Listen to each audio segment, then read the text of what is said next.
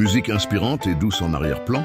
Dans les temps anciens, où la parole de Dieu résonnait comme un écho puissant à travers les terres, vivait un prophète nommé Jonas. Un jour, une mission divine lui fut confiée, se rendre dans la grande et pécheresse ville de Ninive pour y prêcher le repentir. Mais face à l'ampleur de la tâche et à la réputation redoutable des habitants de Ninive, la peur s'empara du cœur de Jonas. Plutôt que d'obéir, il choisit la fuite.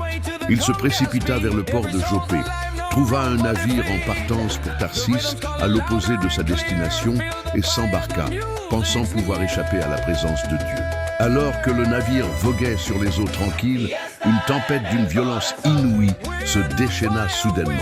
Des vagues colossales s'abattaient sur l'embarcation, menaçant de la briser en 1000 morceaux. Les marins, terrifiés, priaient leur Dieu et jetaient la cargaison par-dessus bord pour alléger le navire, mais en vain. Comprenant que cette catastrophe n'était pas naturelle, ils tirèrent au sort pour découvrir le coupable. Le sort tomba sur Jonas. Confessant sa désobéissance, il leur dit « Prenez-moi et jetez-moi dans la mer et la mer se calmera ». C'est avec un cœur lourd que les marins s'exécutèrent. Aussitôt la tempête cessa et Jonas fut englouti par les flots tumultueux. Mais Dieu, dans sa providence, envoya un grand poisson pour l'avaler. Dans les entrailles sombres et angoissantes du monstre marin, Jonas toucha le fond du désespoir.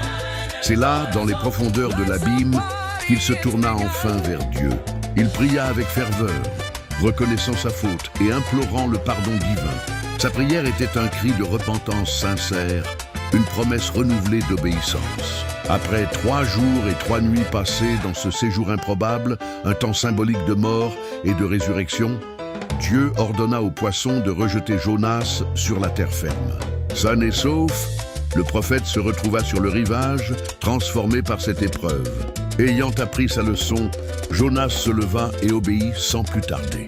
Il se rendit à Ninive et parcourut la ville en proclamant le message divin. Encore 40 jours, et Ninive sera détruite. À sa grande surprise, du roi au plus humble des citoyens, tous les habitants de Ninive crurent à sa parole. Ils jeûnèrent, se vêtirent de sacs et se repentirent de leurs mauvaises actions. Voyant leur conversion sincère, Dieu, dans son immense miséricorde, choisit de pardonner et d'épargner la ville. L'histoire de Jonas nous rappelle que personne n'est hors de portée de la grâce divine et que l'obéissance, même tardive, ouvre la voie à la miséricorde. Merci de nous avoir rejoints pour cette histoire puissante. N'oubliez pas de vous abonner et d'activer les notifications pour ne manquer aucune de nos prochaines vidéos.